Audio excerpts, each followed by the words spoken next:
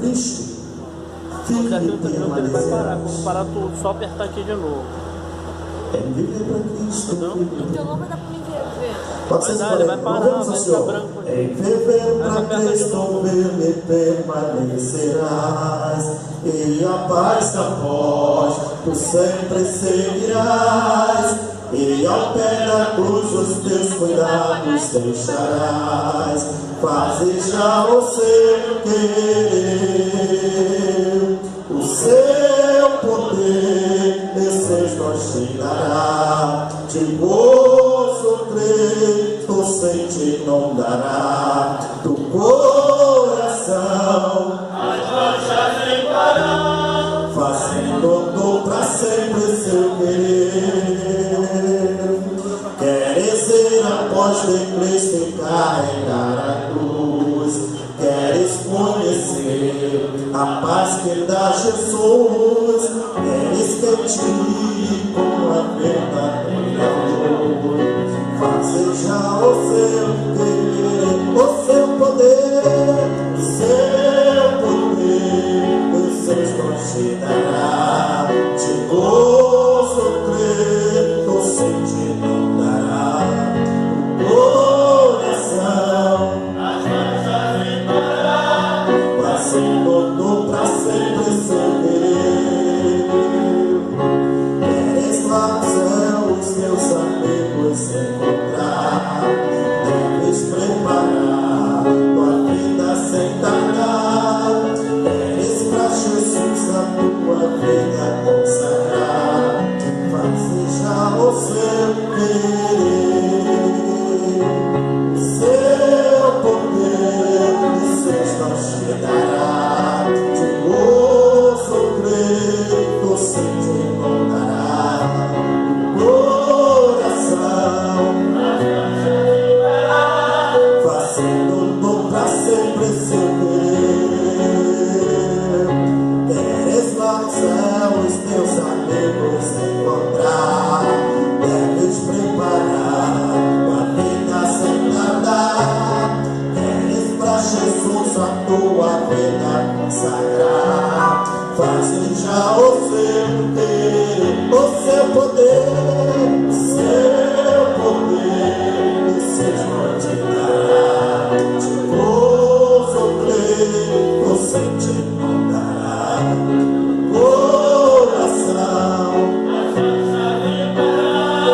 fazendo tu pra sempre seu querer, o seu poder, o seu poder,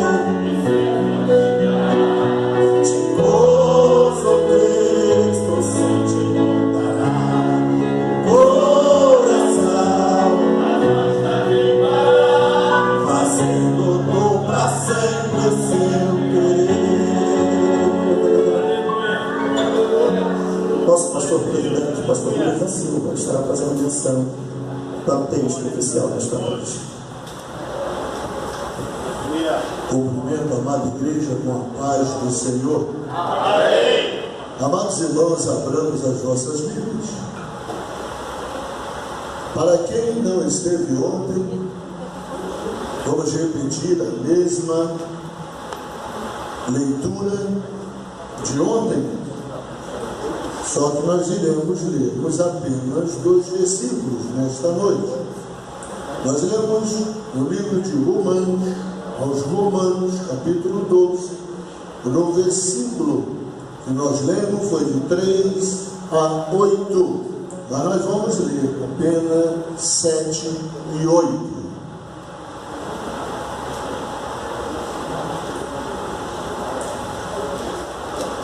Todos os irmãos encontraram? Amém. Então vamos lermos para a glória de Deus. Se é ministério, seja em servir, se é ensinar, seja dedicação ao ensino, ou o que exorta, use esse dom em exortar, e o que reparte, faça com liberalidade, o que preside, com cuidado, e o que exercita misericórdia, com tristeza. Ai, com alegria, né? Ah, graças a Deus. Exercite a misericórdia, irmãos.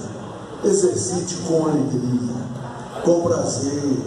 Não é, a Bíblia está dizendo que não é reclamando, não é chorando, não é, ó, estou fazendo, mas não merece, não. Não queira saber se merece ou não. Faça com alegria que o Senhor recompensará. Oremos ao Senhor. Eterno Deus, Pai de nosso Senhor e Salvador Jesus Cristo, nós te louvamos, Senhor, que estamos mais uma vez, tu nos dá esta oportunidade de estarmos na tua casa, reunidos no teu nome, com alegria, Senhor, que tu tens trazido aos teus atos, ao sair de nosso lar, Senhor, para aqui na tua casa aprender mais um pouco da tua palavra. Ó Deus, venhamos te pedir as tuas bênçãos sobre a vida de teus servos, que estejamos, Senhor, atento a tudo quanto será proferido neste lugar.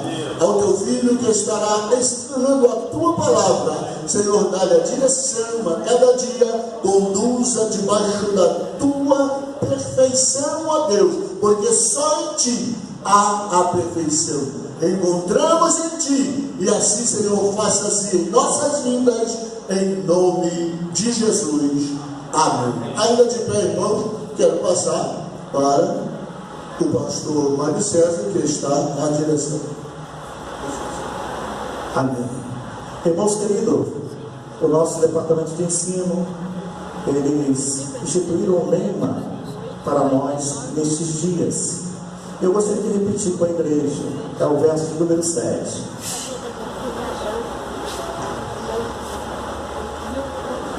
De Romanos, versículo de número 7. Enquanto nossos irmãos estão se assentando, estão chegando, eu gostaria que toda a igreja repetisse.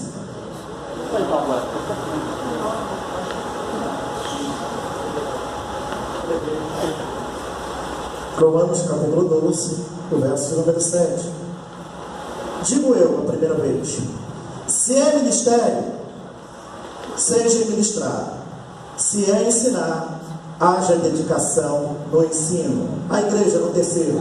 1, 2, 3. Se é ministério, seja ministrar. Se é ensinar, haja dedicação ao ensino. Com esse versículo, nós damos boa-vinda a todos os irmãos nesta noite. Podemos assentar. Que Deus nos abençoe e convidamos o pastor Alberto Ferreira para conduzir essa palavra. A paz do Senhor Jesus para a igreja. Graças a Deus, irmãos, por mais um dia de vitória que o Senhor tem nos concedido. Confesso aos irmãos que eu estou com aquele frio na barriga, né? Não estou vendo pela voz ofegante, vou até beber uma aguinha aqui.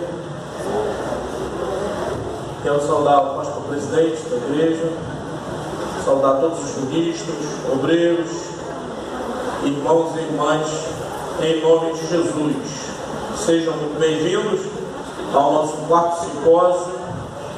Ontem Deus usou o pastor Miqueias, pastor Misael Figueiredo, grandemente, e aumentou a minha responsabilidade, né, irmãos? Mas hoje o tema é um pouquinho parecido com o tema que o pastor Misael desenvolveu ontem. Alguns tópicos os irmãos vão perceber que na introdução dele nós vamos falar hoje, ele falou ontem, nós vamos repetir, porque o tema reforma protestante é o mesmo, né? Então algumas coisas vão se sobrepor, tá ok, irmãos? Então vamos lá, o tema proposto foi sobre o impacto da reforma sobre a globalização. Está dando para os irmãos ver? De vez em quando alguma coisa vai ficar fora ali, porque o nosso data show precisa regular aquele foco ali, e o pastor Alberto ainda não aprendeu a fazer isso, mas daqui a pouco a gente vai pedir aí para os irmãos que possam fazer. O impacto da reforma protestante sobre a globalização. Quero pedir ao nosso sonoplasta o som está chiando um pouquinho. Está dando uma microfonia aqui. Deixa eu afastar aqui para ver se melhorou. Irmãos, abra sua Bíblia no capítulo 1 da Epístola aos Romanos, versículo 16 e 17. Romanos, capítulo 1, versículo 16 e 17. A leitura que o nosso pastor fez é a leitura global, oficial do nosso simpósio.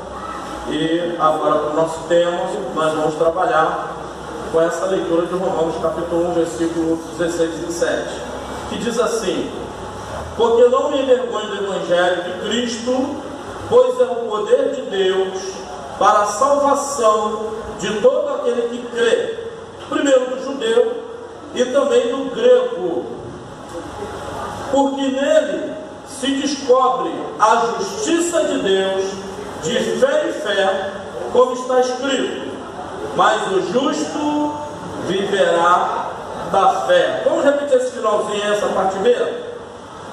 Mas o justo viverá da fé. Irmãos, daqui a pouco nós vamos retomar esse texto, e os irmãos vão perceber que esse texto, ele é um texto base da fé protestante. Os irmãos vão observar isso. Pastor Jorge vai se aprofundar mais um pouquinho nisso, pastor Marcos, pastor Lauri. Hoje nós vamos falar sobre um tema que envolve a área de conhecimento da teologia eclesiástica, ou eclesiologia, ou história da igreja, e também tema da história geral, tema de história geral. Os irmãos sabem que a reforma protestante faz parte da história geral da humanidade, correto, irmãos? Então não podemos ignorar essa verdade sobre a história, sobre a reforma protestante, que ela faz parte da história da humanidade. Então, quando nós, como igreja, estudamos esse tema, nós temos que reconhecer o fundamento eclesiástico, que está dentro da história da igreja, e o fundamento de história geral, e até um pouquinho mais além, de geopolítica. Tá ok? De geopolítica.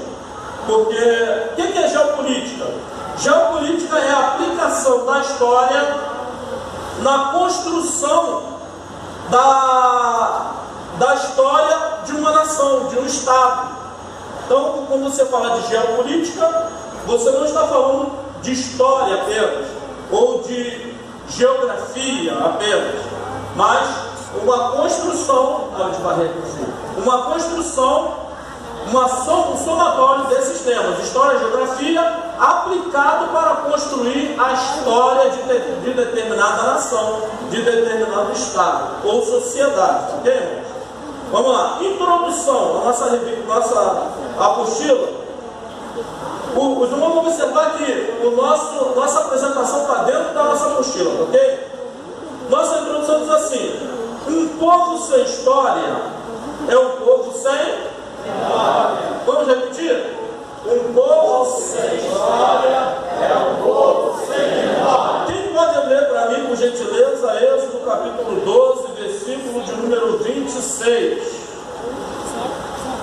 Êxodo 12, versículo 26. Embora seja um tema de história, também um tema de eclesiologia, não podemos também ignorar os fundamentos bíblicos. Por favor, pastor.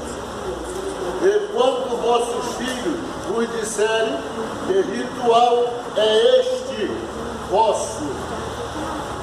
Por favor, outro versículo também, pastor. 27. E vós respondereis: este é o sacrifício da Páscoa do Senhor, o qual passou as casas dos filhos de Israel no Egito, quando feriu ao egípcio e livrou as nossas casas. Então o povo se inclinou e adorou. Graças a Deus. Olha aí a memorização ou a rememoração de um fato importante que começou a construir a história de um povo. A saída do Egito foi o marco inicial da construção da história de Israel. Certo ou errado, irmãos? Da história de Israel como nação. É claro que nós sabemos que Deus em Abraão, Deus suscitou Abraão para que através da semente dele uma nação se levantasse. Mas a história de Israel como nação, como povo, como Estado, começa aqui na saída do Egito. E quando se conclui aquele momento de Israel, qual é a preocupação de Deus para o povo de Israel? Olha só, quando vocês estiverem em algum lugar e os vossos filhos perguntarem que culto é esse, ele está falando da Páscoa do Senhor, que é o registro oficial. É o registro oficial da lembrança da saída do Egito. O que Deus determina que eles fizessem? Vocês virão para o filho de vocês. Essa é a Páscoa do Senhor que o Senhor determinou quando nós fomos tirados do Egito. Então, irmãos, eles não poderiam se esquecer daquele fato histórico, ok? Então nós, como nação, precisamos sempre lembrar dos nossos fatos históricos, porque você só se reconhece como nação quando você conhece o seu passado. Você só se reconhece como povo, como grupo, quando você se reconhece o seu passado. Tá ok? Então, não, deixa eu ver os livros, os papéis, eu estou com um monte de livro aqui que se eu vacilar, eu vou lá deles. Tá ok, irmãos? Então você só se reconhece como nação, conhecendo o seu passado. Vamos lá, pulei muita coisa? Fui para onde? Vamos lá. O renascimento cultural e urbano, as bases de uma nova civilização. O pastor Misael, com toda a propriedade, falou sobre esse assunto. E o renascimento, ele é o que, irmãos? A partir do século X, o feudalismo, os irmãos estudaram na escola sobre o feudalismo, que era o sistema de distribuição e divisão da terra entre os nobres, e que o nobre, que era o proprietário da terra, arrendava a terra para o camponês produzia e tinha que dividir a produção da terra com o nobre. O nobre não trabalhava, quem trabalhava era o camponês. O nobre não produzia nada, ele só possuía o título de propriedade das terras. E esse sistema feudal, que é algo muito mais profundo que essa pequena explicação que eu passei aqui, ele, a partir do século X, ele começou a entrar em decadência. E essa decadência fez com que os senhores feudais procurassem uma saída para que eles não entrassem em falência. Isso aqui, a nossa apostila aqui, a partir do século X, o feudalismo premido por uma demanda contínua em expansão, e incapaz de produzir os excedentes necessários para atendê-la, iria criar as condições para o renascimento comercial e urbano. Com isso, o sistema feudal, objetivando perpetuar-se, engendraria os instrumentos de sua própria destruição, as cruzadas, uma das tentativas de preservar o sistema feudal. As cruzadas reabriram o Mediterrâneo à navegação e ao nascente comércio europeu, possibilitando o reabramento das relações entre Ocidente e Oriente. Antes do surgimento do Império Romano, irmãos, como é que funcionava esse relacionamento aí entre o Ocidente e o Oriente? Os irmãos, na própria Bíblia, tem a história de José falando sobre os mercadores midianitas. Quando os mercadores midianitas passaram, os irmãos de José fizeram o quê? Venderam José. Então os mercadores midianitas, você vê, Midian ficava na região sudeste do Oriente Médio, próximo hoje do lado leste do Rio Jordão, a oeste do deserto do Saara, do deserto da Arábia. E o Egito, para onde os mercadores midianitas estavam indo, fica no norte da África. Eles precisavam atravessar ali o Mar Vermelho para poder negociar suas mercadorias que traziam do Oriente para o norte da África. Também eles se acostumavam, também tinham o costume de levar essas mercadorias para o sul da Europa, onde hoje existe a Itália. Então existia sempre essa questão ainda do mercado do Oriente para o Ocidente atendendo do Ocidente.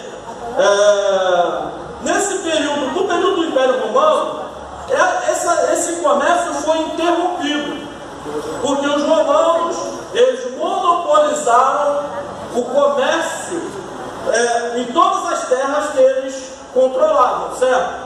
Só que durante o período da Baixa Idade Média, já chegando próximo ao período da Idade Moderna, que é o período que interessa a gente, o Império Romano estava em decadência. O Império Romano já havia se dividido em dois impérios, o Império Romano e o Império Bizantino, no século XIII, certo? E agora o Império Romano, agonizando de joelhos para a igreja, o Império Romano não consegue fazer o policiamento nem das estradas, porque o Império Romano foi fundamental no crescimento da igreja na época de Jesus e na época de Paulo e dos apóstolos, porque o Império Romano era robusto, era forte, dominava todos os países do Oriente Médio e parte do sul da Europa, ali, aquela região e norte da África. Os soldados romanos controlavam as estradas e favoreciam as viagens entre as nações. Com a decadência do Império Romano, essas viagens, esse comércio, ele foi se tornando mais difícil. E aí a Europa começou a ficar estagnada em si própria. Já não tinha mais segurança para viajar para o Oriente, para adquirir mercadorias e trazer de volta para a Europa para negociar. Qual foi a solução? Criação do sistema feudal. Nós precisamos produzir alimento aqui para a gente, senão a gente vai morrer de fome. Sistema feudal que durou durante toda a Baixa Idade Média. Ok, irmãos? Agora, no final da Idade Média, esse sistema feudal está entrando em decadência. Nós vamos ver um pouquinho mais à frente. Com a crise dos nobres, com a crise do monarca, do rei, que possuía todos os títulos de todas as terras, mas não possuía exército. Isso vai mudar. Existia um rei que era nobre, mas era fraco, não tinha poder bélico, não tinha como unificar todos os feudos. Não existia essa noção de Estado-nação como nós temos hoje. Irmão, existia a noção de povo dividido entre principados, entre tribos. Os irmãos veem através dos filmes antigos, né, de gladiadores, filmes da Idade Média, que não existia essa noção. O primeiro país que passou a ter essa noção mais concreta de Estado foi a Inglaterra, que foi um dos primeiros países a ter uma monarquia absoluta, ou absolutista, que é todo o poder concentrado nas mãos do rei. No sistema feudal, o poder não estava concentrado nas mãos do rei. Isso é importante para a gente? Muito importante. Olha só, irmãos. Definição e crítica. Deixa eu mudar aqui. Está aqui ainda, né? Definição e crítica. No plano econômico, a nova dinâmica econômica de mercado mercantil e monetária, ela vai favorecer o surgimento da reforma protestante. Falei para vocês que os senhores feudais, tentando resgatar o sistema feudal, eles fazem o quê? Engendram as cruzadas, que era o quê? A contratação de mercenários, soldados, que sairiam da Europa para reconquistar o Oriente Médio, mais especificamente a Terra Prometida. Tem um filme chamado Tem as Cruzadas, mas tem um outro sobre a conquista de Jerusalém, eu não me lembro agora o nome. Tem um filme interessante sobre isso. Mostra muito bem eu vou lembrar. Mostra muito bem, detalhadamente, como os cruzados trabalhavam, como eles funcionavam. Eles ganhavam dinheiro para empreender como é que fala, incursões no Oriente Médio, na Palestina, para reconquistar a Palestina. A Palestina ficou sob o poder dos árabes. Viu, irmãos? E eles queriam reconquistar isso. Os árabes, nesse momento aqui, século XII, século XIII, o que está acontecendo entre os árabes? O surgimento do islamismo. Surgimento do islamismo. Os árabes começam a olhar para Jerusalém e entender Jerusalém como uma terra-mãe. Jerusalém é uma terra sagrada.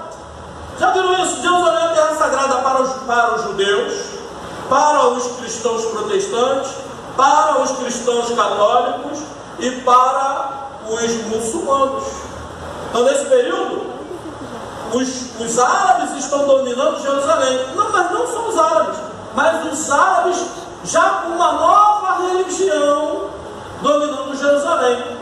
E aí, os reis da Europa, e os nobres da Europa, tentando resgatar o sistema feudal, começam a pagar os cruzados para empreenderem incursões sobre Jerusalém, o Oriente Médio, e libertar Jerusalém. Jerusalém, irmãos, dizem os teólogos e os historiadores, que Jerusalém fica no centro do mundo. Se não fica no centro, porque o mundo é uma esfera, né? Uma esfera não muito redonda, meio oval, então fica um pouco difícil de mensurar onde é o centro. O centro da esfera é qualquer lugar, certo? Mas pelo menos religioso, social, econômico, político e histórico, Jerusalém está no centro do mundo. Todas as nações estão voltadas para Jerusalém. Tudo que acontece em Jerusalém é importante, irmãos. É importante para os países, é importante para as religiões, é importante para nós, a igreja do Senhor. Correto? Vamos um pouquinho mais na frente. Então vamos lá. No plano social, emerge a sociedade de classe marcadamente urbana, a chamada burguesia. O que é a burguesia? É a classe média. É aquele cidadão que não tem título de nobreza, mas possui riqueza. Então ele vai enriquecer com esse novo comércio favorecido pelo projeto das cruzadas, dos cruzados ou das cruzadas. Correto? No plano político, nós temos a formação das monarquias nacionais. Isso vai favorecer o surgimento do movimento protestante, da reforma protestante. No plano religioso, obrigado. Tá bom. No plano religioso, vai surgir as chamadas, que os históricos chamam heresias medievais, que desembocarão na reforma protestante. Nós vamos ver o que são essas heresias medievais. Nós estamos falando com uma visão da história, ok, irmãos? Então, as chamadas heresias medievais. No campo da cultura, nesse contexto, o Renascimento deve ser entendido como um movimento intelectual, artístico, literário, filosófico e científico, que assinala a transição da cultura medieval para a cultura moderna. Um pouquinho mais adiante. Traços característicos do Renascimento. Primeiro traço importante: a configuração de um novo tipo humano, que difere do homem da Idade Média. O pastor Misael ontem falou sobre isso. Na Idade Média, irmãos, o povo, o homem da Idade Média, ele não era um homem esclarecido, não tinha estudo, não tinha acesso à cultura. Consequentemente, ele não questionava. Além disso, existia um sistema governamental empreendido pela igreja que aplicava a qualquer pessoa que contestasse alguma coisa os rigores da Inquisição, que era um tribunal que julgava causas, principalmente causas religiosas, mas ele julgava outros tipos de causas políticas, causas sociais, julgava também. Durante a Idade Média, a igreja detinha o poder secular, o poder religioso e o poder civil. O poder civil. Aqui no Brasil nós chegamos a viver ainda, eu cheguei, eu me lembro, não, eu já era nascido, mas não era nascido. No Brasil, durante muitos e muitos anos, ou séculos até, o casamento que valia era o casamento religioso, não existia casamento civil. O casamento religioso valia para o Estado. Você pegava uma certidão lá na igreja católica, casava, pegava na igreja católica e valia para o Estado. Com o surgimento do Código Civil de 1916, foi criado, não era nascido, é claro, foi criado o casamento civil. E agora no Código de 2002 foi criado o casamento civil com efeito, casamento religioso com efeito civil. Antes, ele não estava no Código Civil, ele fazia parte de um conjunto de leis. Viu, Daniel? Você que é jurista e também, ele fazia parte do conjunto de leis. Depois ele passou a fazer parte do Código Civil. Hoje, o pastor da igreja, ele pode celebrar um casamento religioso aqui e gerar nele efeitos civis. Isso não significa que a igreja está detendo o poder temporal. A igreja, ela tem o direito de religião, e esse direito de religião reconhece, o Estado laico reconhece o direito de religião e reconhece todas as cerimônias da igreja. Ou seja, o casamento na igreja é válido para o Estado. O batismo nas águas da igreja é válido, o Estado tem que reconhecer esse batismo e autorizar a realização desse batismo. Por isso que nós, quando celebramos o batismo nas águas, nós celebramos de portas abertas ou de portas fechadas? Abertas. Podemos ir até no Rio. Ali no Rio Sarapuri não, mas lá em Santa Bárbara, lá no Timbá, numa piscina, porque o Estado reconhece. Já está. Vamos lá. Então esse novo homem, ele é construído com a reforma protestante e com o movimento do Renascimento. O pastor Israel explicou ontem. O hedonismo, o pastor Israel falou sobre isso, que é a autorrealização pelo prazer encarado como máxima finalidade da existência. Irmão, isso aqui é importante. Frisa aí na sua apostila, faz uma marcação, sinaliza, bota a setinha. O hedonismo, ele não surge com o Renascimento e nem nesse período vamos dizer assim, ele não é um resultado da reforma protestante, ele é um resultado de do movimento renascentista, mas que cooperou para o surgimento da reforma protestante. É claro, irmãos, que a Bíblia fala desde a antiguidade sobre o hedonismo, sobre o homem que tem prazer em fazer o mal, o homem que tem prazer em ver o outro cair, o homem que tem prazer na maldade. Isso é hedonismo, faz parte. O homem que o objetivo dele é viver a vida com prazer. Agora, esse novo homem dessa nova sociedade, dessa sociedade moderna, que surge a partir do movimento renascentista, ele vai enfatizar essa característica ruim do homem, o hedonismo. Vai enfatizar. E olha só, irmãos, essa não é a tônica da nossa sociedade moderna, contemporânea. Já estamos falando até em sociedade pós-contemporânea. Porque a sociedade ela tem processos, né? Idade média, idade moderna, idade contemporânea, que começou a surgir a partir dos movimentos, a partir da Revolução Industrial, a partir da Revolução Industrial, até o modernismo. E nós estamos vivendo nesse início do século XXI uma sociedade pós-moderna. A nossa sociedade já não tem, uma sociedade pós-contemporânea. A nossa sociedade atual já não tem tantas características da sociedade do século XX. Tem, pastor Marcelo? Perdão.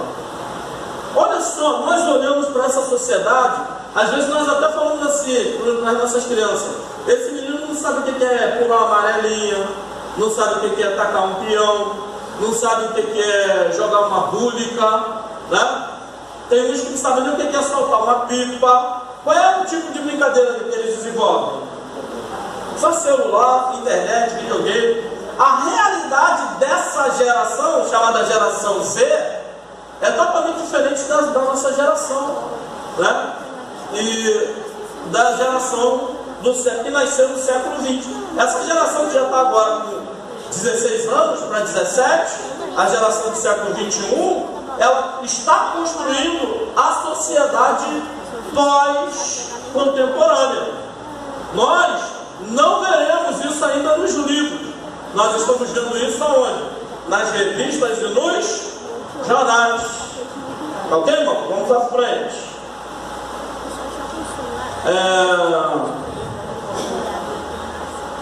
A configuração do novo tipo nome.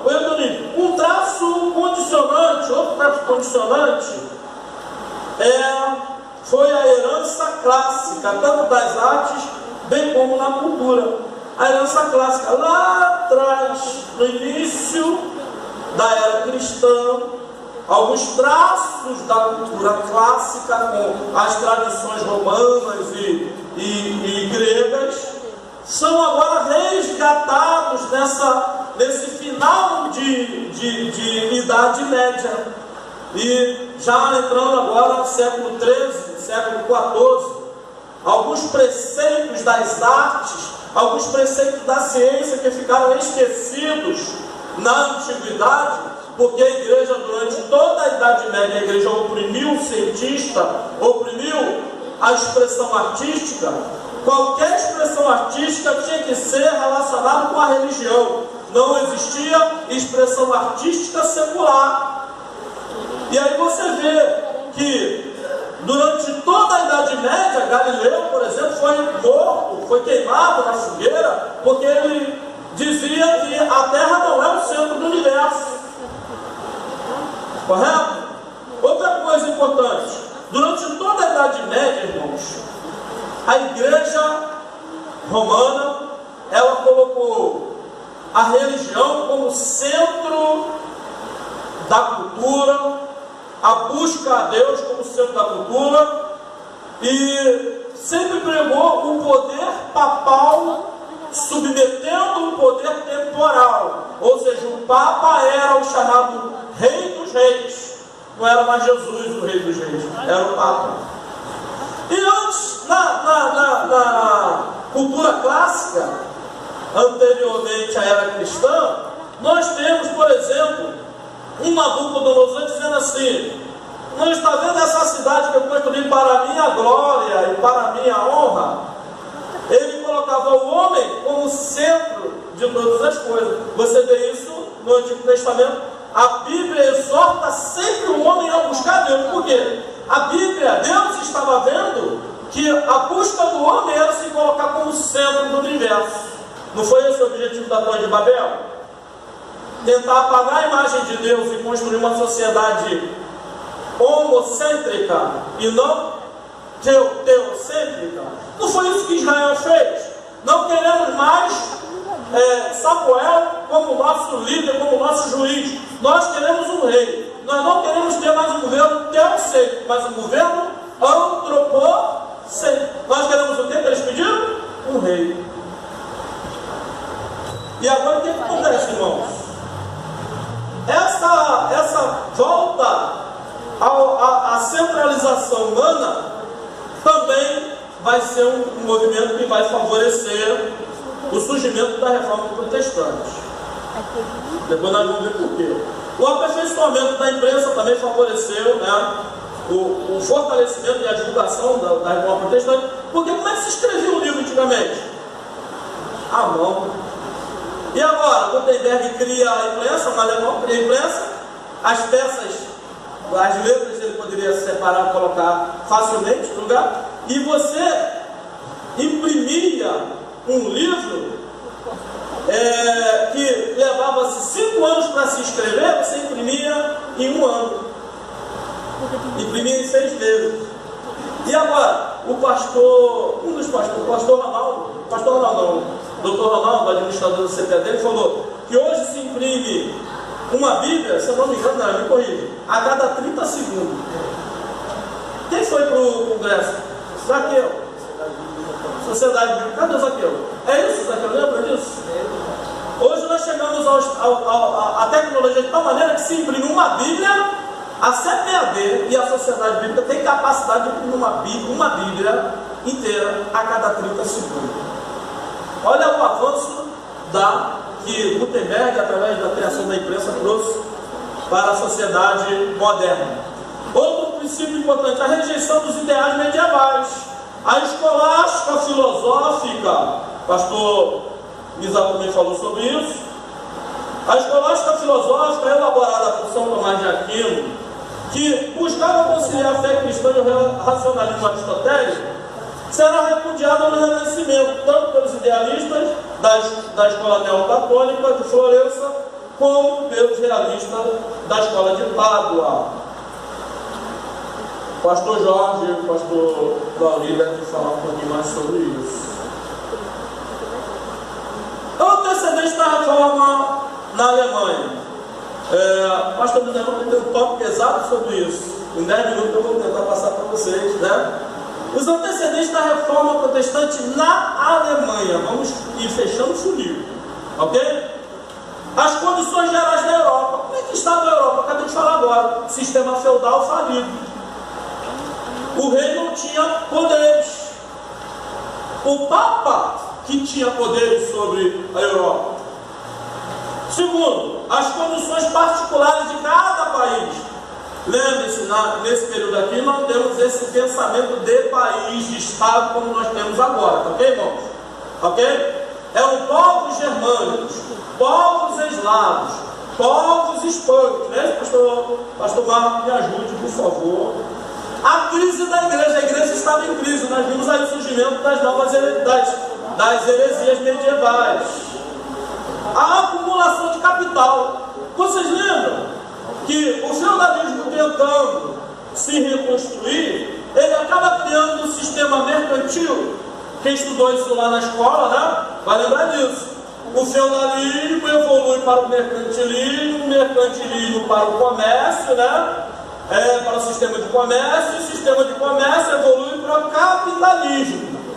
Do capitalismo surge uma vertente chamada socialismo. E o socialismo busca chegar ao anarquismo ou ao comunismo. Isso nunca aconteceu, o comunismo utópico. O que é o comunismo utópico? Jesus ensinou sobre isso. A igreja primitiva vivia uma espécie de comunismo utópico. Porque na igreja primitiva não existia nenhum necessitado. E ninguém tinha nada que era seu em particular. Eles dividiam tudo entre eles. E eles tinham tudo em comum. O meu carro não é meu. Não está nem comigo a chave, já sumiu, graças a Deus. O meu carro não é meu, o meu carro é de todos os irmãos. Era natural alguém chegar, pegar alguma coisa de alguém emprestado e avisar depois: eu não peguei teu chinelo emprestado. Não, querido, não tem isso não. Alguém vê, o sentimento da igreja primitiva era esse: eu vi alguém necessitado, eu não conseguia ir adiante. Eu tinha necessidade de dividir com o meu irmão. Vamos lá, a gente não vai, né? Então, a acumulação de capital, o sistema mercantilista, recém-criado, ele vai favorecer o surgimento dessa classe média chamada burguesia. A ascensão da burguesia e o nacionalismo dos estados modernos. Essa frustração de ter um poder temporal, que era a igreja considerada como um poder temporal, embora fosse uma religião, governando sobre o meu país, essa frustração me revoltava. O cidadão europeu era revoltado com o poder papal, não aceitava o poder papal, certo? E esse nacionalismo, lembre-se disso, marquem isso na cabeça do irmão. Esse nacionalismo vai ser a tônica do século XX. Todas as guerras, a Primeira e a Segunda Guerra Mundial, as guerras dos países asiáticos, né? As guerras da Coreia, a guerra do Vietnã, as guerras que mais? A guerra dos 30 anos na França, todas elas vão surgir por causa do sentimento nacionalista. Ou seja, eu não quero estrangeiro governando o meu país. Quem tem que governar o meu país é o meu rei. Quem é o meu rei? Nesse momento da Idade Média medieval, da Europa medieval, a Europa feudal, o rei é o fraco, que se dobra os seus joelhos diante do Papa. A liberdade crítica despertada pelo Renascimento, o pastor Miguel falou. O homem da Idade Média não criticava ninguém, mas agora o homem renascentista começa a criticar, começa a pensar, começa a raciocinar. As novas ideologias platônicas, o renascimento, o ressurgimento da cultura clássica através do renascimento, ele vai trazer a ideologia platônica para essa sociedade. Platão dizia, olha, eu sou um ser racional, eu penso. Quase que o nosso Freud falando, eu penso, logo eu existo. Se eu penso, é porque eu existo. Eu sou uma pessoa, eu sou um ser, eu sou um ente ou uma entidade. Correto, irmãos? Entendeu? Ainda tem mais alguns segundos? Me avisa, dá um corte mesmo. Na Alemanha, triunfou a reforma moderada, encabeçada por Martinho Lutero. Deixa eu ver se está aqui. Não. Encabeçada por Martinho Lutero. E apoiada pelos príncipes. A nobreza alemã secularizou os bens do clero e subordinou a igreja ao Estado, desvinculando-a da autoridade supranacional, que era o Papa. Entendeu, irmãos? Vamos lá. Origens da crise da igreja.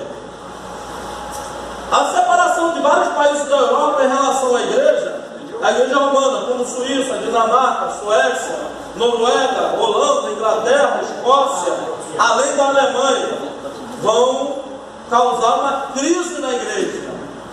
O cisma do Oriente, os ortodoxos e católicos, ocorrido em 1054, o pastor Miguel falou sobre isso ontem, que dividiu a cristandade europeia em dois ramos independentes.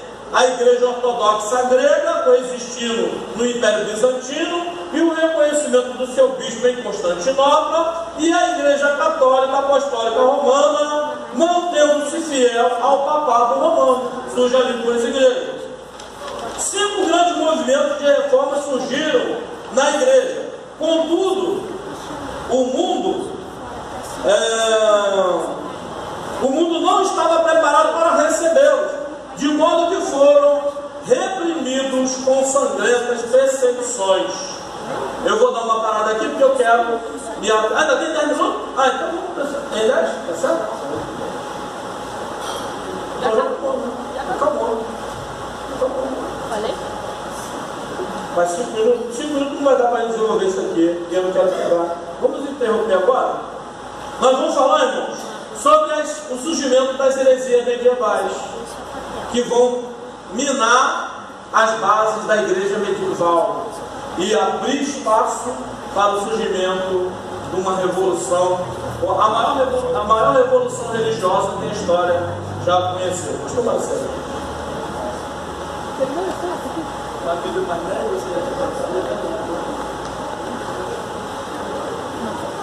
Ele vai acabar de falar. Queridos, nós vamos dar uma pausa, mas primeiro nós vamos fazer uma coisa, nós vamos colocar sobre os pés. Convido o nosso irmão Walter, de Rua da Fazenda, por favor. O irmão Walter estará louvando o Senhor e nós estaremos orando e aproveitaremos, irmãos queridos. O departamento de ensino está tendo um dispêndio com a realização desse evento. E eles estão aplicando, irmãos, para que eles não fiquem desfalcados. Mas certamente os irmãos que trouxeram as suas ofertas, por favor, se sentirem à vontade, pode se sentir à vontade de ofertar ao Senhor, não leve de volta não. E certamente estarão abençoando o departamento de ensino, para que eles continuem efetuando a obra do Senhor. E para isso, irmão, nós estaremos orando. O presbítero Daniel estará fazendo essa oração pelos ofertantes e dizimistas. Pode ser, meus irmãos. Oremos, Deus. Senhor Deus e Pai, Pai Santo, Deus tremendo, nós queremos te dar graça, porque nós estamos ouvindo, Senhor, estudando, Senhor, nos aplicando aqui nesta noite, Senhor, para entendermos a nossa história. Agora, nesse exato momento, nós iremos te louvar, ser grato a Ti, honrando a Ti e a Tua casa com as nossas ofertas e dízimos, Senhor. Abençoa o Teu povo, prospera na vida do Teu povo.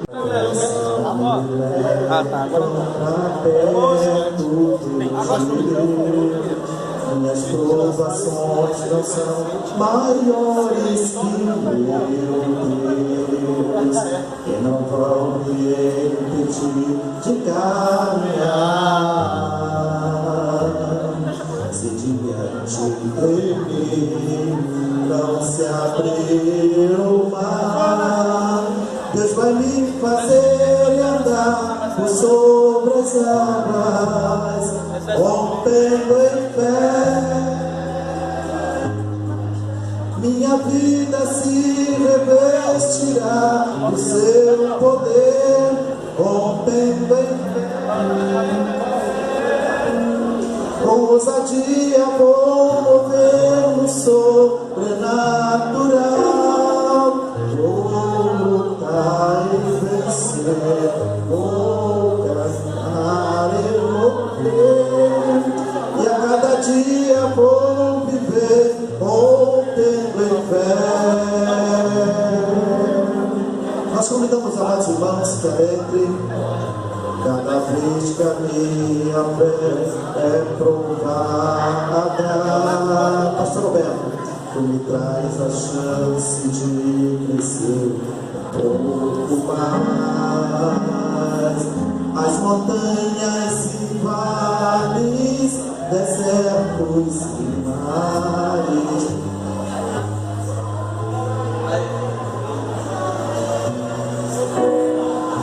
cada vez que a minha fé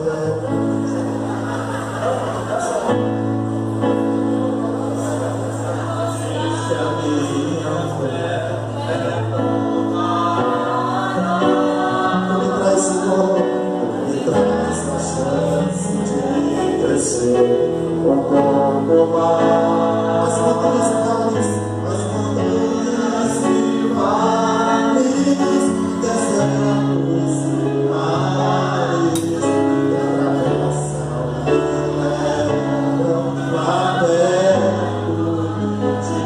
as minhas provações maiores que eu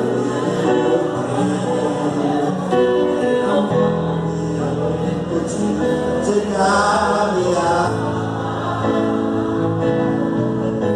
diante dele, não se abrir o mar.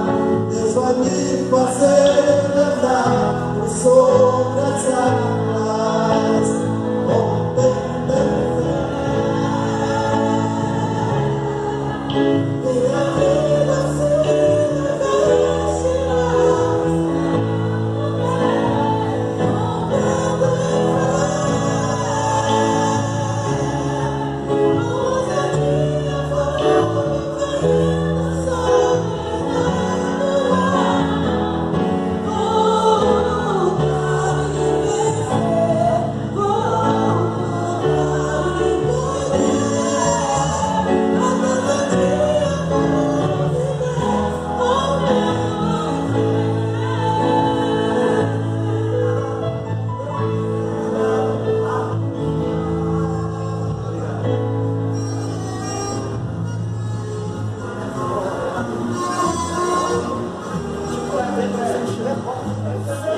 Amém?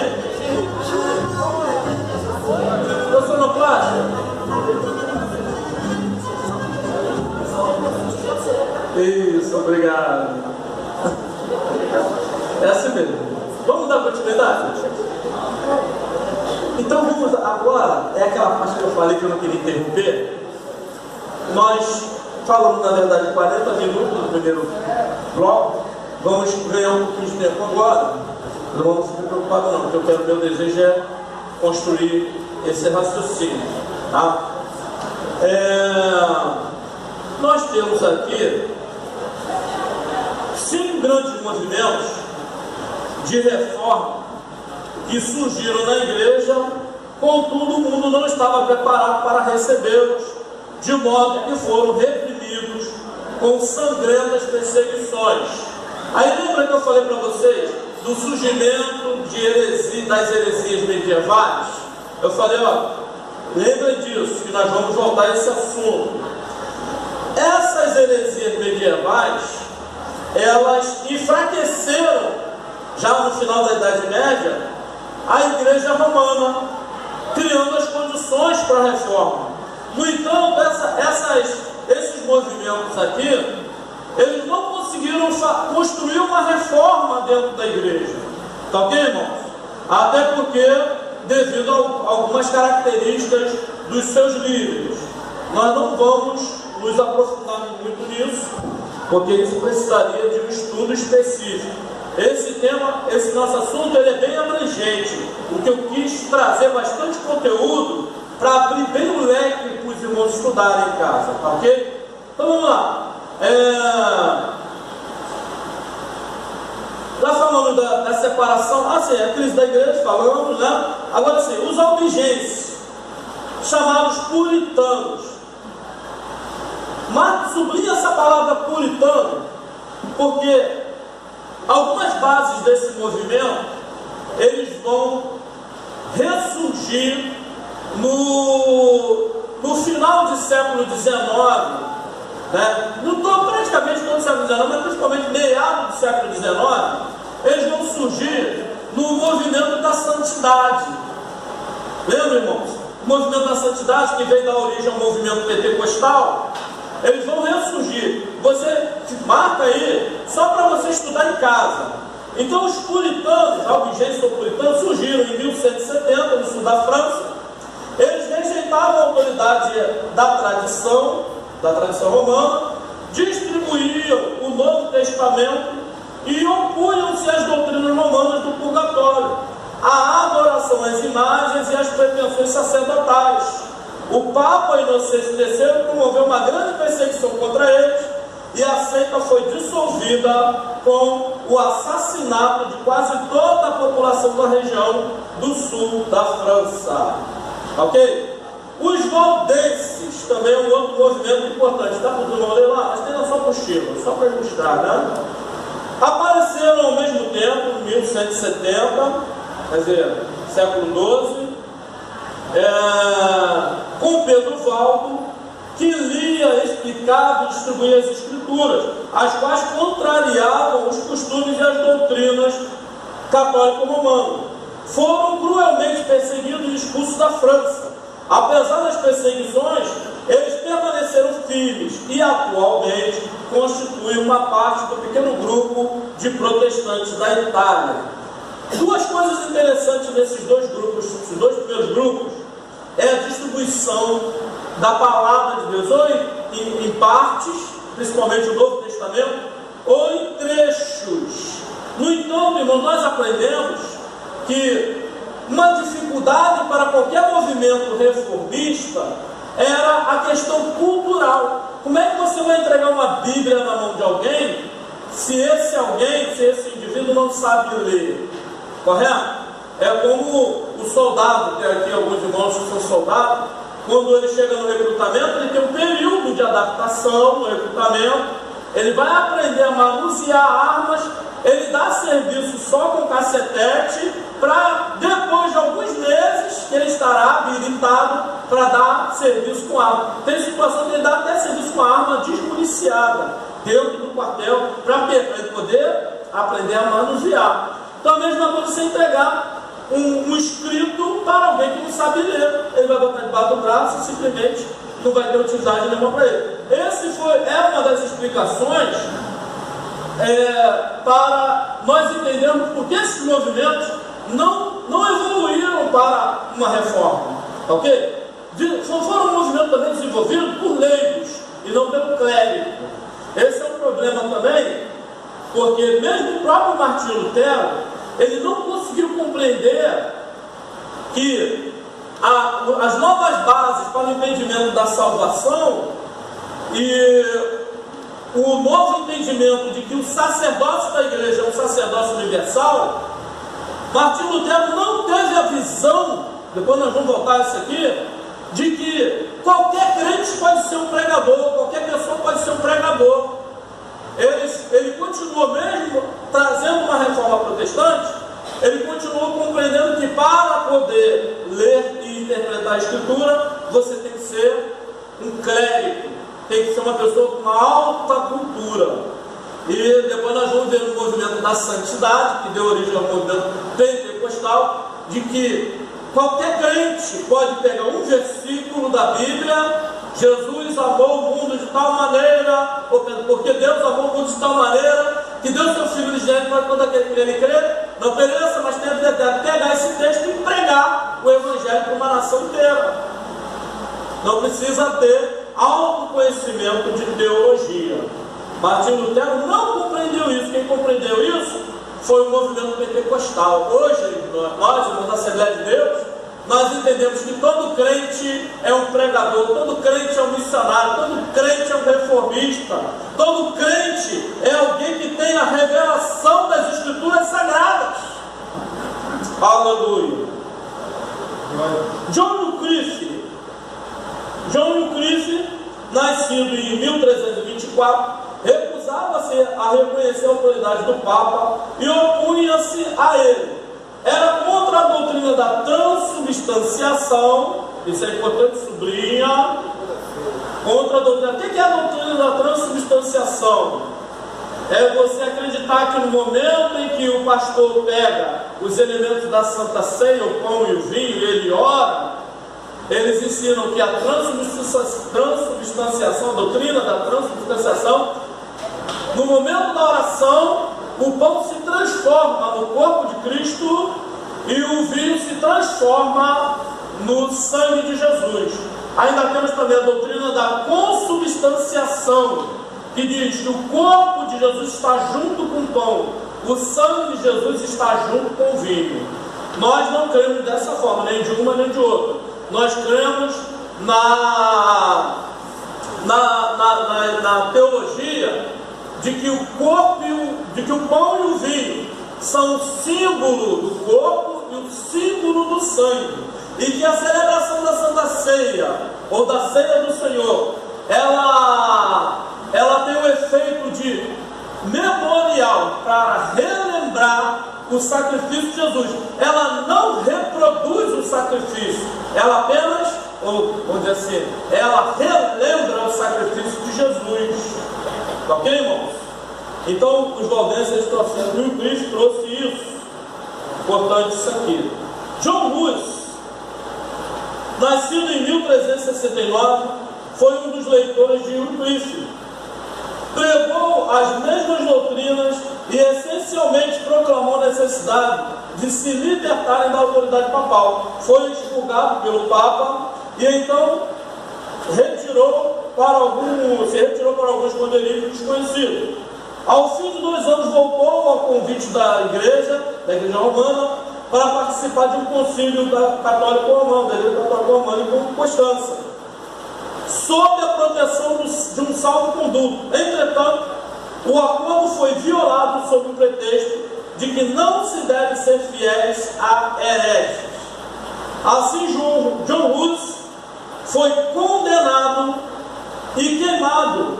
No entanto, quando estava no cárcere, sentenciado pelo Papa a ser queimado vivo, John Hus disse: podem matar um ganso, que em alemão significa a sua língua natal, é o significado do seu nome, mas daqui a 100 anos Deus suscitará um cisne que não poderão queimar.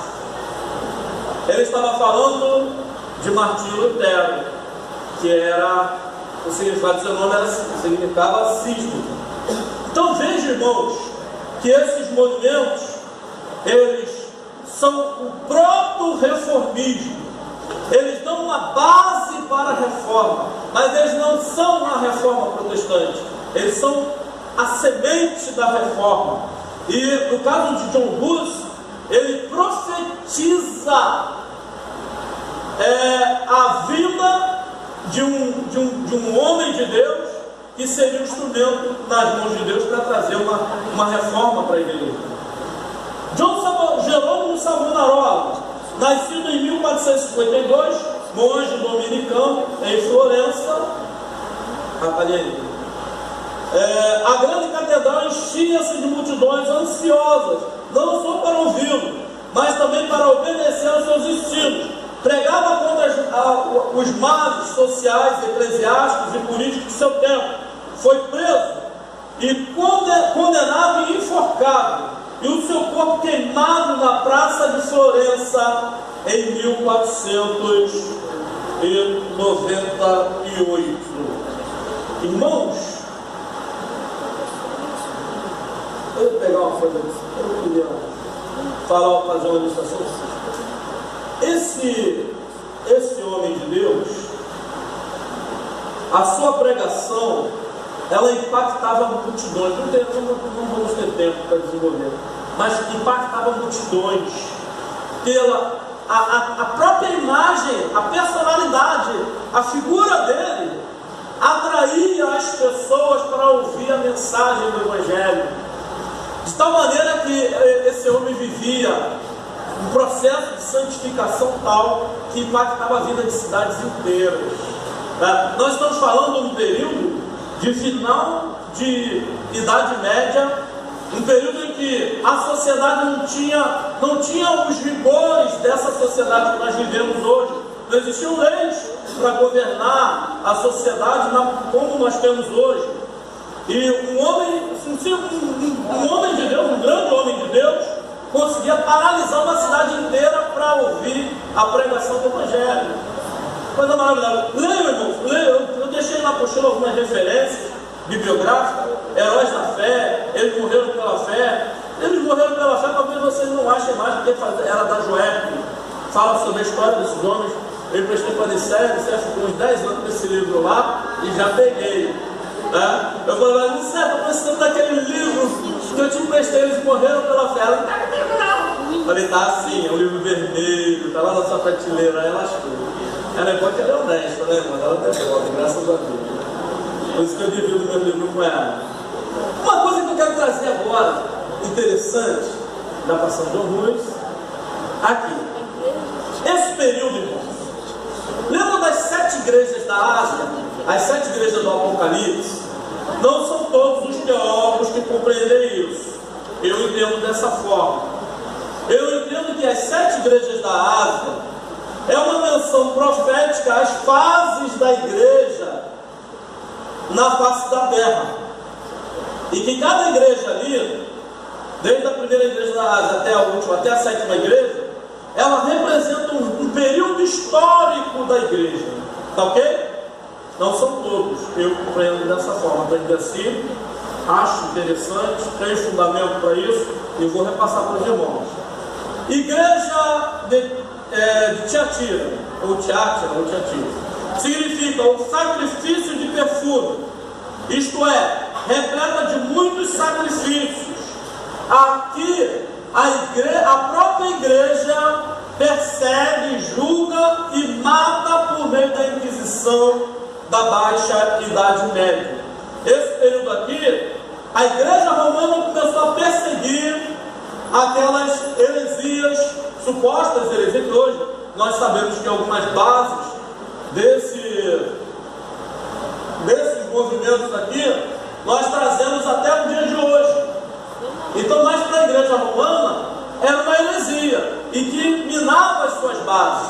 Então, esse período aqui, eu considero como um período da igreja de Tiatira, que é a igreja perseguindo a igreja. Mas isso ainda, em alguns momentos, isso acontece ainda nos nossos dias. A igreja perseguindo a igreja. A igreja perseguindo um grupo de crentes dentro da igreja. É claro que aqui acontece numa escala institucional e não mais local. Tá ok, irmãos? Lá nesse período aqui, em escala institucional, por isso que é tão importante. A reforma protestante na Alemanha, vamos lá, vamos acelerar um pouquinho. Martin Lutero, em seu manifesto sobre o recolhimento das anatas, o que eram as anatas? Era a arrecadação da metade da renda do primeiro ano de todos os feudos. Lembra que eu falei isso para os irmãos? Que havia uma revolta contra o poder papal. O poder papal era visto como um poder externo, como uma potência externa, explorando os povos europeus. Ok? França, Alemanha, né? Holanda. Então, os nacionais daqueles povos, eles se revoltavam. A oposição entre a consciência nacional germânica e a Igreja Católica. Os alemães encaravam a Santa Sé como potência estrangeira que explorava e descapitalizava a Alemanha e favorecia a Itália. A Alemanha, destituída de unidade política, ao contrário da França, Inglaterra, Espanha e Portugal, não era, pois, um Estado nacional com poder centralizado. Vamos voltar um pouquinho da história? Nós estamos falando do século XV e século XVI. O que é que está acontecendo na Inglaterra, a partir do século XV, na Inglaterra, na Espanha e em Portugal? O que está acontecendo? As grandes navegações. Essas três potências que se destacavam por ser potências marítimas, elas haviam descoberto as Américas. A Inglaterra descobriu a América do Norte, a Espanha dominou a América Central e parte da América do Sul, e Portugal dominou especificamente o território hoje conhecido como Brasil. Eles já eram, essas três nações já eram monarquias, já eram potências marítimas e já tinham um mercado bem organizado.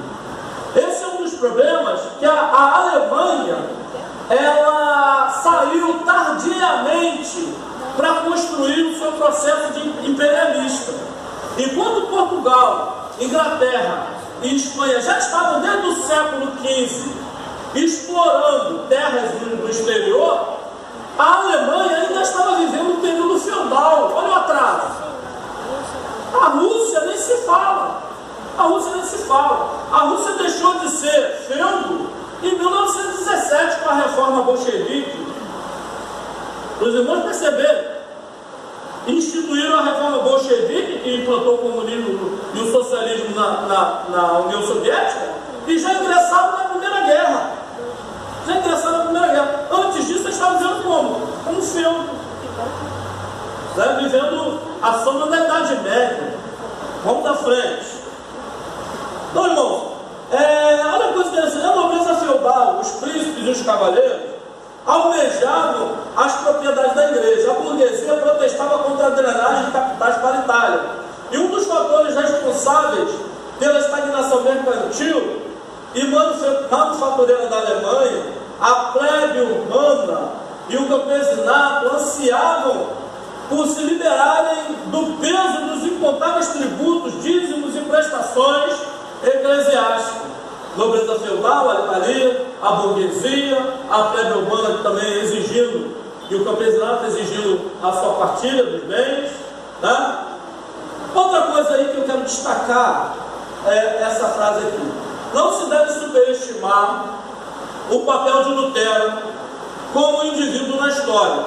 Ele não criou essa situação, a situação da reforma. Foi criado por ela, foi criado pela situação, pelo seu contexto histórico. Sua ação individual desenvolveu-se nos limites de um quadro histórico definido, de que seus desejos e intenções tiveram de se subordinar aos imperativos e aspirações das forças sociais interessadas nas novas bases de uma reforma. O que eu quero dizer com isso? Martinho Lutero, ele não criou, ou ele não foi o motivo para a criação, para o surgimento da reforma protestante, mas ele foi um produto do movimento renascentista e do nascimento dessa sociedade moderna que criou as bases para o surgimento da reforma protestante. E a partir daí, a reforma religiosa passou a pautar a história da sociedade moderna. Olha que coisa interessante. O que seria a sociedade sem a reforma protestante? O que seria o renascentismo sem a reforma protestante? Seria uma volta ao sistema imperialista ou imperial do Império Romano. De qualquer maneira, nós não teríamos as situações, provavelmente não teríamos o surgimento do Estado moderno, não teríamos o surgimento dos preceitos sociais que nós temos hoje, as garantias, preceitos e garantias constitucionais, direito à vida, direito à alimentação, direito a férias, direito à liberdade. Correto, irmãos? Então, a reforma protestante, ela veio canalizada por um movimento cultural, artístico e científico, mas quando ela nasce, quando a reforma protestante nasce, ela absorve tudo aquilo e reproduz uma nova realidade para a sociedade moderna, para a era moderna. E aí ela pauta a agenda das nações estados agora. Ok, irmãos? Isso é um pouquinho difícil de entender, mas eu quero que os irmãos pelo menos saibam que existiu alguma coisa na história da humanidade que nos trouxe até aqui onde nós estamos. Se hoje nós temos direito de liberdade, direito à alimentação, né? Tem, por exemplo, o Estado garante o mínimo existencial. Nenhuma pessoa, a nossa Constituição brasileira diz que nenhum brasileiro pode passar fome. Por isso que existe lá o Bolsa Família, que é o mínimo existencial. Existe lá o LOAS, o mínimo existencial. Existe lá o salário mínimo, que é o mínimo, o valor mínimo para sustentar uma família de 4 pessoas. Lembra que você vai lá na defensoria e pergunta: quanto você ganha? Eu ganho X. Então faz a média per capita entre cada pessoa para saber se você está dentro do critério de baixa renda ou de renda superior. Né? Mas vamos lá. Os fundamentos doutrinários, agora sim, para essa reforma. Deixa eu ver, eu tenho uma coisa aqui. Faça na Alemanha. Deixa eu pôr um negócio aqui. Eu tentei resumir, mas tem que nossa coisa aqui. A eclosão da reforma. Lutero e as 95 teses. Quem foi lá no Congresso de Escola Dominical conhece ele vir aqui? Zaqueu ganhou. O Célio ganhou. Cadê Célio? Não estou vendo o Célio aí. Irmã Nicéia ganhou. Irmã Nicéia, quem mais? Priscila. Cadê Priscila? Tiene. As 95 teses de Lutero, que foi aquele pergaminho que ele pregou lá na Basílica.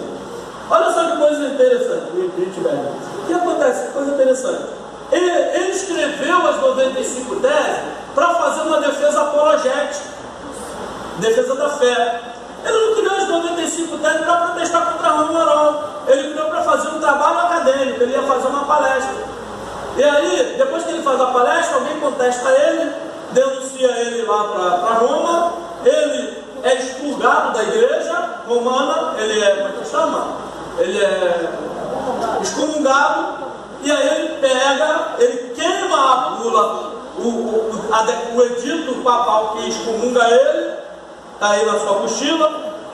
E aí ele queima em praça pública, uma demonstração clara de desobediência ao Papa. E ele pega as 95 teses que fazia parte da tese dele lá para fazer uma defesa apologética numa universidade e cola na Basílica. Olha aqui, vamos ler um pouquinho aqui. Nesse sentido, as 95 teses expressou e sintetizou um estado de espírito pré-existente, transformando-se num porta-voz ideológico de toda a nacionalidade alemã. Em 1521, Lutero foi citado a comparecer ante o Concílio Supremo de Remo. O novo imperador Carlos V concedeu um salvo-conduto a Lutero. Olha a história se repetindo, 100 anos depois. Lembra do John Hus? Aí, para comparecer a Londres, apesar de advertido por seus amigos de que poderia ter a mesma sorte de John Hus, que nas mesmas circunstâncias, no Concílio de Constança, em 1415, apesar de possuir um salvo-conduto, foi morto por seus inimigos. Lutero respondeu-lhes: irei a Londres, ainda que me cerquem tantos demônios quantas são as telhas dos telhados. Finalmente, no dia 17 de abril de 1521, Lutero compareceu ao concílio em resposta a um pedido de que se retratasse e renegasse o que havia escrito. Após algumas considerações, respondeu que não podia retratar-se, a não ser que fosse desaprovado pelas Escrituras e pela razão. E terminou com essas palavras: aqui estou. Não posso fazer outra coisa que Deus... não posso fazer outra coisa. Que Deus me ajude. Amém. Olha só, irmãos. A coragem. Só um homem cheio do Espírito Santo para... Irmão, poderio papal, você não faz ideia. Eu nunca estive perto do Papa hoje. O Papa nosso, o Papa Francisco, o Papa João Paulo. Mas eu já assisti relatos de pessoas que estiveram diante do Papa e ficaram impressionados com a presença e o que o Papa representa. Isso hoje, considerando que o Papa não tem mais um poder temporal que ele possuía na época. Nessa época aqui, desafiar o Papa era assinar uma sentença de morte. Entendeu, irmãos? Desafiar o Papa era desafiar a morte. E Lutero, mesmo diante da iminente condenação à morte dele, ele não tosquenejou. Amém? E graças a Deus por isso. Enquanto viajava de regresso à sua cidade, Lutero foi cercado e levado por soldados do eleitor Frederico para o castelo de Watzburgo.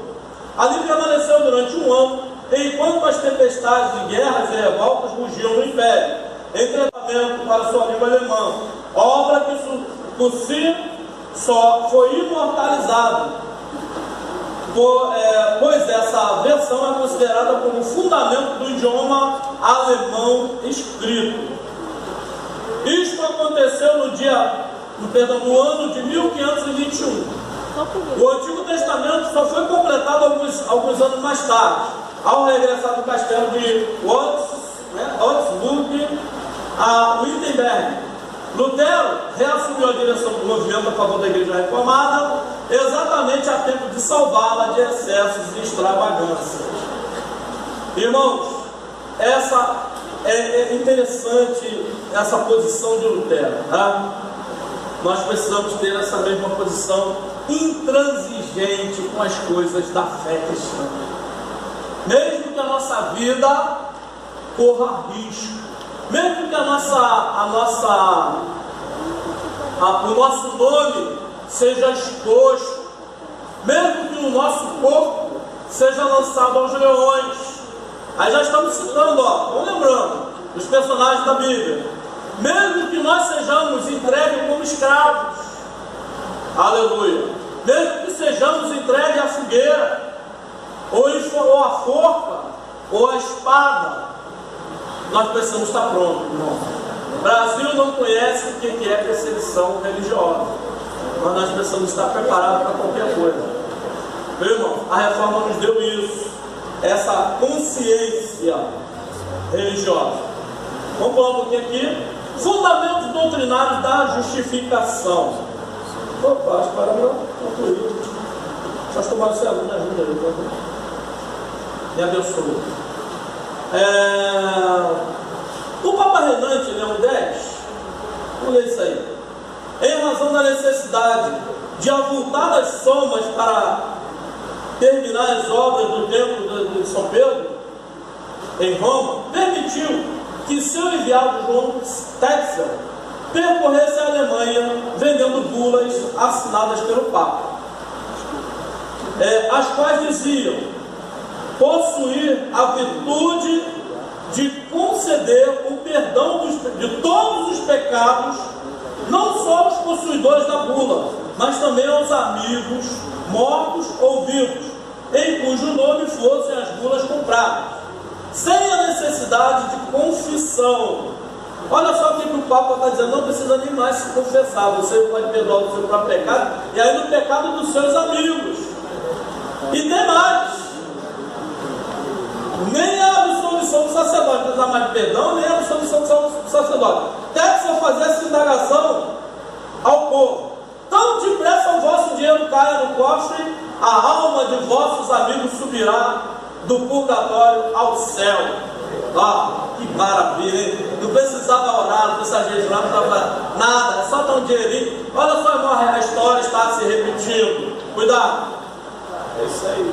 Tem um pregador aí que está dizendo assim: tem as moedas que valem ouro, as moedas preciosas, procure essa moeda. Moedas que valem 25 mil reais, 3 mil reais.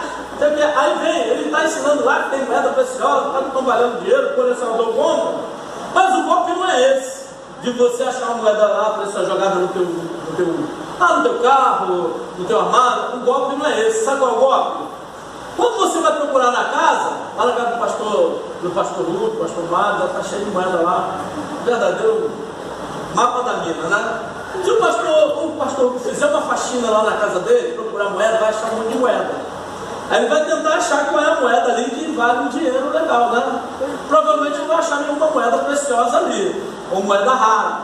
Aí ele diz assim: não, você vai pegar a moeda rara, vai vender para os colecionadores, vai dar um dízimo.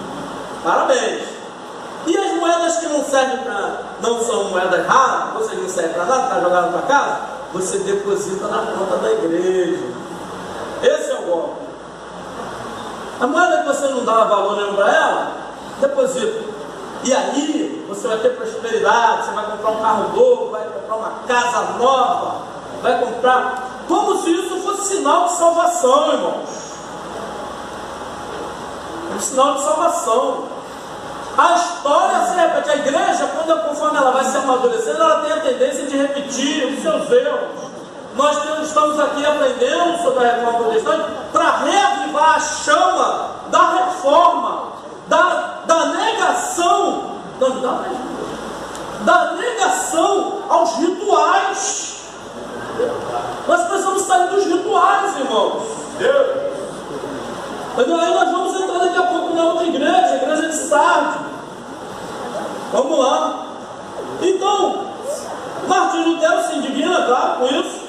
Ele diz assim: Lutero, por sua vez, começou a pregar contra a Texas em sua campanha de venda de indulgência, denunciando o falso, como falso esse ensino.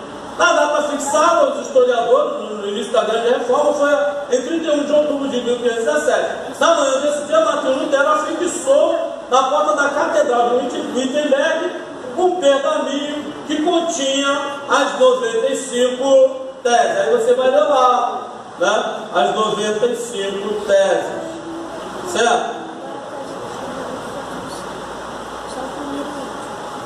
Algumas teses aqui, né? Nosso mestre, o Senhor Jesus, quando disse fazer penitência, quis afirmar que toda a vida dos crentes fosse o arrependimento, fosse arrependimento. Eles pregam que no momento que a moeda tire no fundo do cofre, a alma sai do purgatório. Tese 32. Aqueles que imaginam estar seguros de sua salvação pelas cartas de indulgência serão condenados com os que assim os ensinam. Tese 45.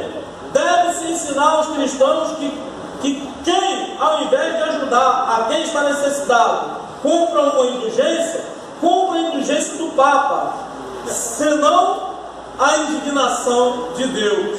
Não compra a indulgência do Papa, mas a indignação de Deus. Deus indignado com esse legalismo religioso. A doutrina luterana tornar-se-ia conhecida como a justificação pela fé. Que sexta-feira nós teremos, quinta-feira teremos um pregador aqui que vai falar sobre a justificação, a salvação unicamente pela fé. Correto? Segundo o Cleito Palmeirim, o nosso escritor da revista de Escola Dominical, ele diz que esse é o pilar central da reforma protestante, chamado de sola fide. Foi a centralidade na fé que ocasionou toda a mudança na forma de cultuar a Deus, de ler a Bíblia, de entender Deus e especialmente de experimentar a salvação. Essa, antes da redescoberta da fé, baseada em obras meritórias. Vamos ler?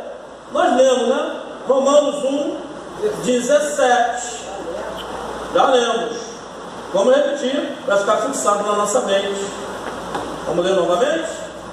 Romanos, quem achar pode ler, para a gente ler. Romanos 1, versículo 17. Porque nele se descobre a justiça de Deus de fé em fé, como está escrito: mas o justo viverá da fé. Amém?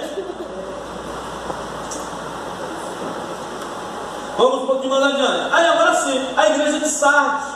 Lembra daqueles momentos, períodos da igreja? Esse período aí da igreja de Sardes, está lá em Apocalipse capítulo 3, versículo de 1 a 6. A igreja que significa, Sardes significa remanescente.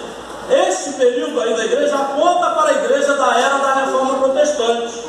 Todos aqueles remanescentes de João Savonarola, John Wycliffe, dos Valdenses, dos Albigenses, o sangue daqueles perseguidos foi a semente, irmãos, que fez frutificar, nascer e frutificar a Reforma Protestante. Amém, irmãos? Foi o sangue dos perseguidos pela igreja, morte, massacres, né, terríveis. Vamos, porque agora é a idade moderna. Vamos acelerar. Nós tomamos essa curva de obedecer só alguns minutos a mais para a gente fechar bem. Na França, irmãos, ali que eu falo, a Reforma Protestante, ela pautou a agenda da sociedade moderna. Nós já temos agora a construção do Estado moderno, dos Estados absolutistas. Vocês, por exemplo, nós estamos vivendo aqui o período de 1521, século XVI a 1600. 1521, um Estado absolutista, Portugal, descobre 1500 no Brasil. Correto? Quem é que governava Portugal? Era um rei. Um rei. Existia feudo em Portugal, nessa época não mais. Espanha, governado também por rei. Inglaterra, governado pela rainha da Inglaterra. Rainha da Inglaterra, rei da Inglaterra. Construção do Estado absolutista. Para depois evoluirmos para o Estado democrático de direito. Ok, irmãos? Então, na França, nós temos uma linguagem religiosa. A linguagem religiosa transformou o universo ideológico, utilizado para a formulação dos antagonismos políticos entre classes de uma mesma sociedade, como ocorreu durante as guerras civis religiosas da França, como, por exemplo, a guerra dos Bourbons e dos Habsburgos, que foram guerras, já agora por movimentos reformistas, só que entendiam de maneira diferente. Os reformistas contra reformistas, católicos, entrando em guerra por princípios religiosos que se tornaram em princípios políticos. Lembra que eu falei isso?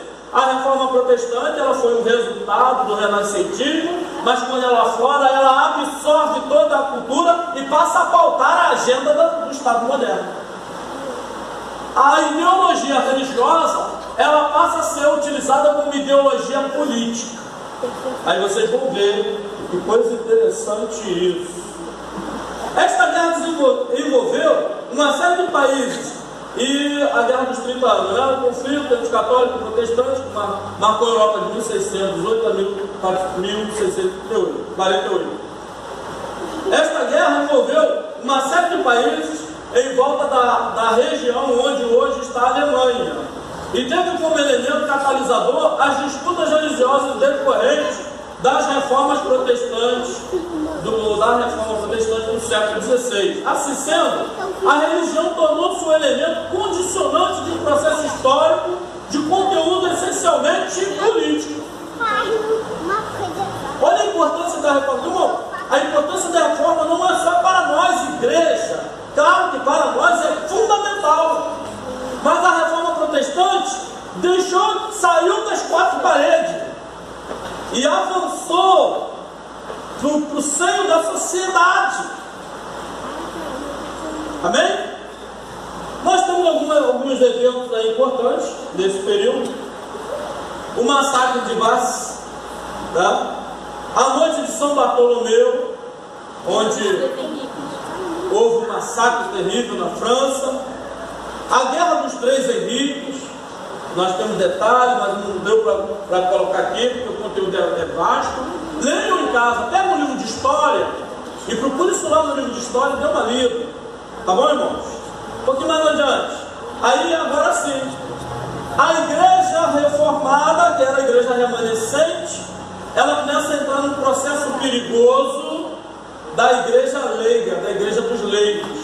Não mais a igreja dos santos, mas a igreja dos leigos. Um novo período da igreja na história eclesiástica. Laodiceia, igreja de Laodiceia. Laos significa leigo. Diceia pode ser traduzido como costumes, né, para costumes, opiniões. Esta é a igreja legalista. Cristo está excluído do seio dela e ela está excluída do reino de Deus. Olha o que acontece com as igrejas reformadas. A igreja, principalmente a igreja luterana, né, algumas vertentes da igreja reformada na Suíça, nos Países Baixos, na própria França. Essa igreja ela perde um pouco do seu brilho espiritual, da questão da salvação unicamente pela fé, dos princípios do sacerdócio universal. E ela começa a se enveredar pelo caminho da política e do legalismo. Começaram a surgir as discussões sobre a questão do Estado laico ou do Estado religioso, a questão do poder temporal e do poder espiritual. Começaram a surgir questões sobre quem iria doutrinar essa nova sociedade. Seriam os reformados, a igreja reformada ou a igreja católica? Como é que se fatiaria a Europa entre os países? Vocês veem que até hoje nós temos ainda resquícios dessa divisão religiosa.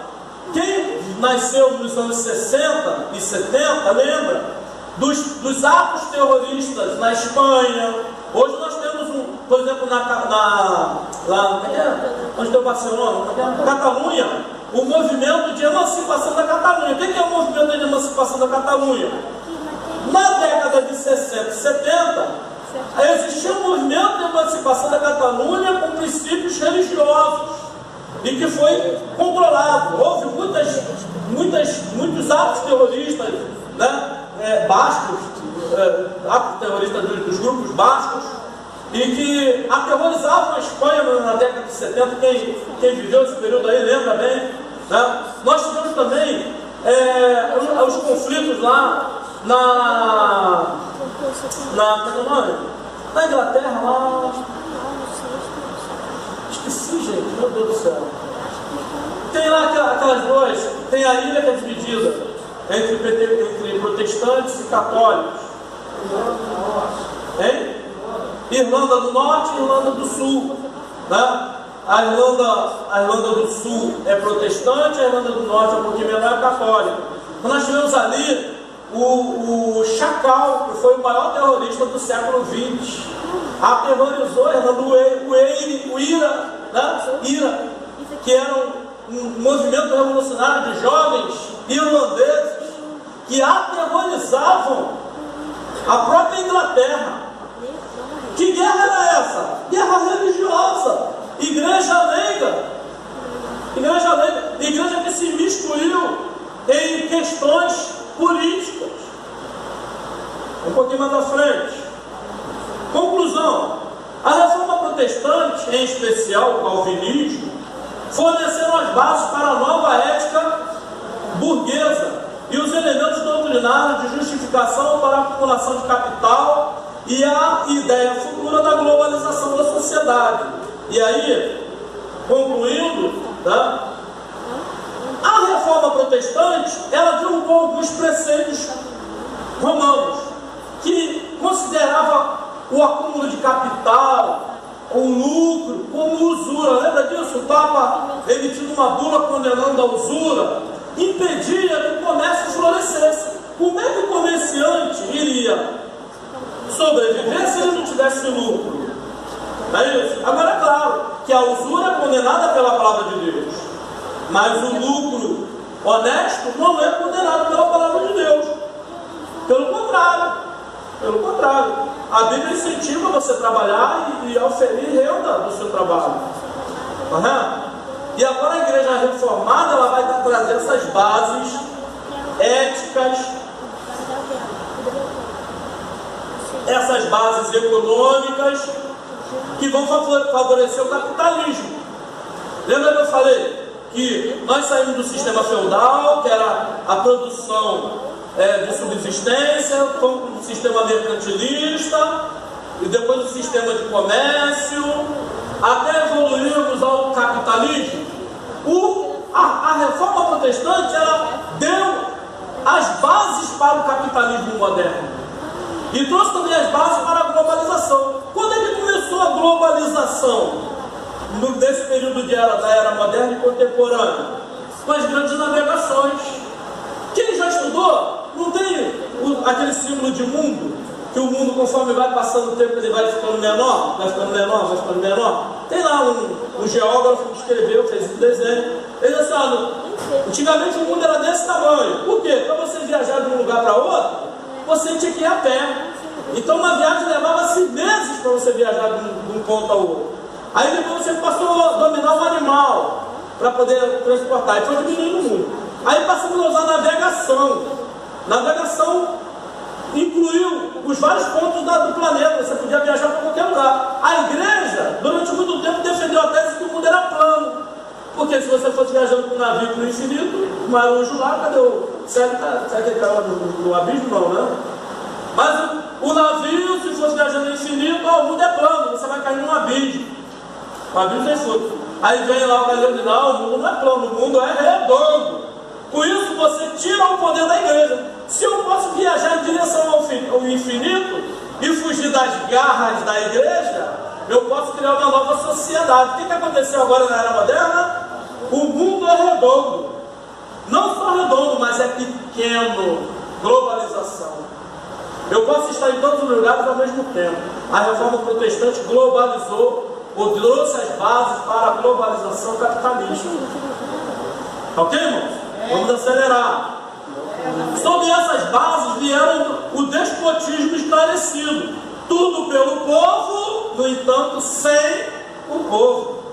Não é isso que alguns líderes pregam?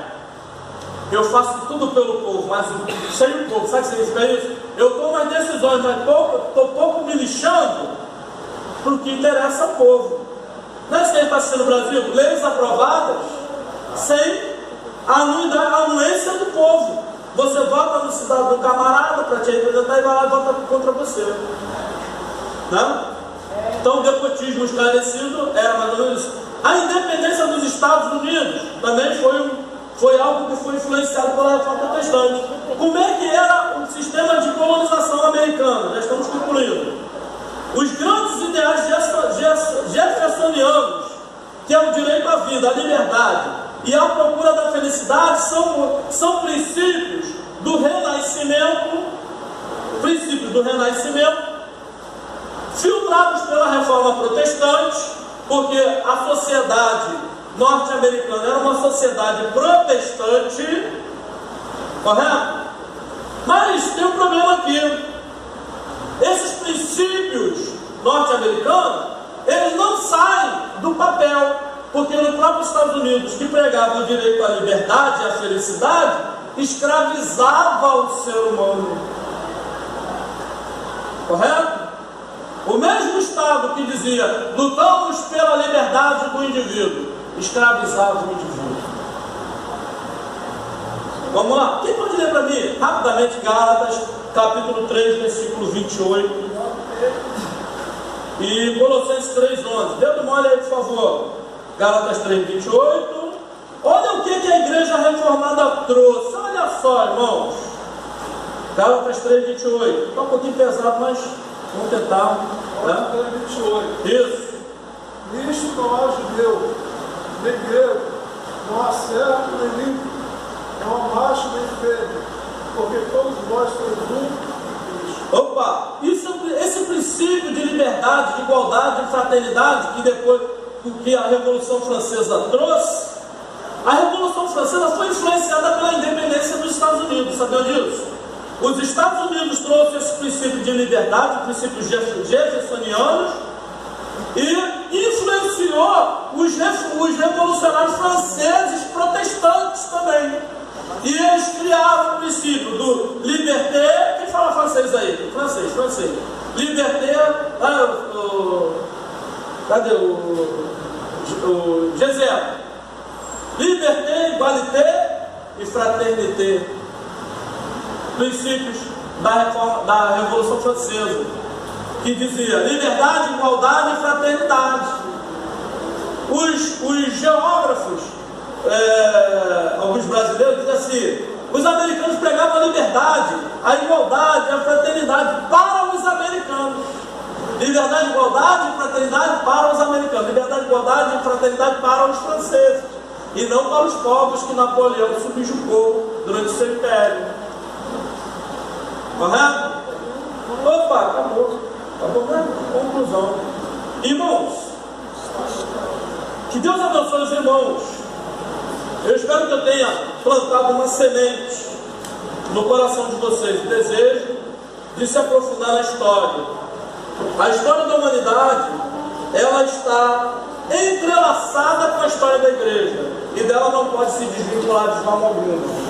E um dia, essa mesma igreja vai subir para definitivamente lançar uma pá de cal sobre a história da humanidade, em que dizem que há liberdade e não há liberdade, dizem que há solução e não há solução, mas a igreja, ela espera uma nova cidade, uma nova vida, um novo momento. Deus abençoe os irmãos. Eu agradeço a oportunidade. Volto a palavra, pastor Mário César. Em nome de Jesus, irmãos. Deus abençoe a todos. Amém. Irmãos queridos, nós somos gratos a Deus pelo que nós ouvimos nessa noite. Ontem eu ouvi, vou repetir a frase que nós ouvimos ontem. Coloquem na sua agenda, coloquem lá na sua biblioteca essa matéria, procure se desmergulhar e aprofundar mais um pouco da condição que o pastor Roberto colocou, porque esse assunto é para toda a vida. Nós queremos agradecer a Deus pela vida do pastor Roberto, que Deus continue abençoando o seu ministério, a sua casa, a sua vida, que Deus possa ser a sua bandeira, o seu escudo sobre o nosso suporte. Os irmãos louvam a Deus pela vida do pastor Roberto. Amém. Deus te abençoe. Essa é a gratidão da igreja. Muito bem. Irmãos queridos, já avisando, amanhã, irmãos amados, estará aqui na direção o presbítero Luciano Lucas e a nossa diaconisa Rosângela da Silva.